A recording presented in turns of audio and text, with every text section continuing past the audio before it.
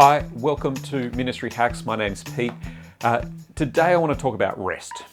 We are currently in, I think, week 7 of a lockdown. I don't know, that's the problem with lockdowns, you just lose track of time. And everyone just seems to be so tired, including me. But we seem to be doing less. And I want to look at why that might be today. The first thing we need to keep in mind, though, is God takes rest really, really seriously. I mean, you stop and think about it. There are 10 commandments. The 4th commandment is to Sabbath, to take a day of rest. That's in a list of instructions that's up there with do not murder, do not lie, do not commit adultery. And he's saying, and I want to make sure you have some time to rest. I mean, that's a great God, isn't it? That he actually wants us to rest.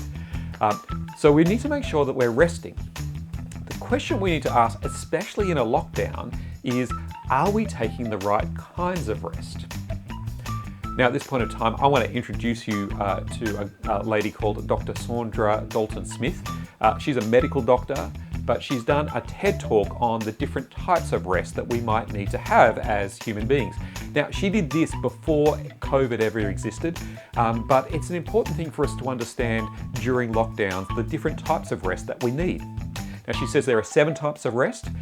There is mental rest, spiritual rest, emotional rest, social rest, sensory rest, creative rest, and physical rest.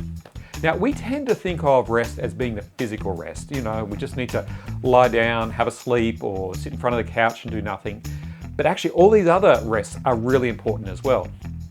Now, Dr. Dalton Smith has written a book called Sacred Rest. I'm going to let you read all of the details there. But the things I want to look at today is if we're in a lockdown and we're spending so much of our time on something like Zoom, what does this mean for rest?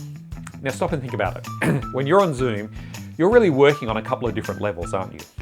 I mean, you're working mentally. You've got to actually, especially if you're in a meeting, you're supposed to be listening to what's going on and interacting with that. So you're working mentally.